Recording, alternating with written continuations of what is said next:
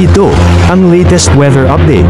Alamin ang pinakasariwang ulat panahon ngayon dito sa Information TV Educational Channel. Patuloy pa rin umiral ang northeast monsoon na amihan dito sa bahagi ng northern at central Luzon, kung saan ngayong araw ay magdadala pa rin ito ng maulap na kalangitan na may mga kasamang pag-ulan dito sa silangang bahagi ng northern at central Luzon. Samantala, ngayong araw ay magiging makulimlim din yung panahon at magiging mataas din yung tsansa ng mga pag-ulan, pagkidlat at pagkulog dito naman sa bahagi ng Quezon at Bicol region. Dulot naman po yan ng easterlies. And sa kasalukuyan ay wala tayong minomonitor na bagyo or LPA na maaari makaapekto dito sa ating bansa.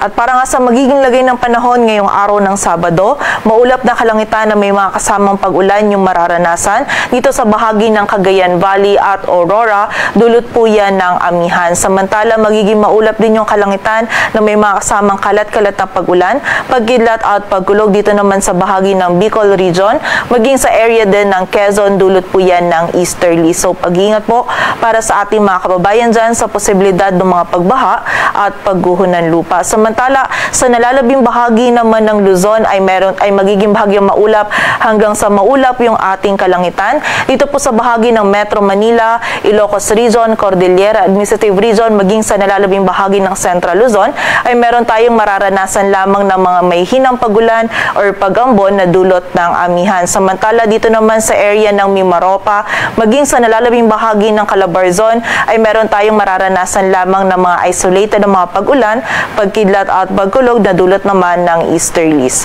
Agwat ang temperatura sa Metro Manila ay mula 23 to 31 degrees Celsius. Samantala sa bahagi naman ng Visayas at Mindanao, ngayong araw ang buong bahagi ng Visayas at Mindanao ay makakaranas din ng bahagyang maulap hanggang sa maulap na kalangitan.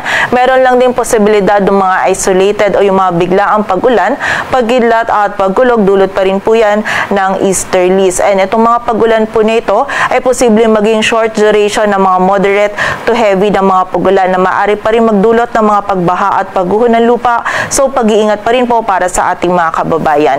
Agwat ang temperatura sa Cebu ay mula 25 to 30 degrees Celsius at sa Davao naman ay 24 to 32 degrees Celsius. At para naman sa lagay ng dagat baybayin ng ating bansa, wala na po tayong nakataas na gale warning. Ngunit iba yung pag-iingat pa rin para sa mga kababayan natin na maglalayag sa mga dagat baybayin ng Northern Luzon, maging sa silangang dagat baybayin ng Southern Luzon at ng Central Luzon, maging sa silangang dagat baybayin din ng Visayas, kung saan magiging katamtaman hanggang sa maalon pa rin po yung lagay ng ating karagatan.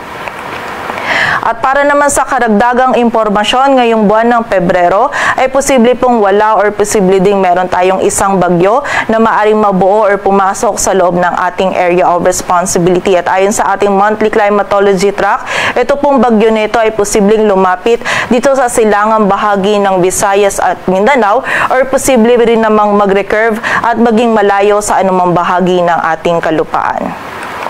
Dito sa Metro Manila, ang araw ay sisikat mamayang 6:24 ng umaga at lulubog mamayang 5:55 ng hapon.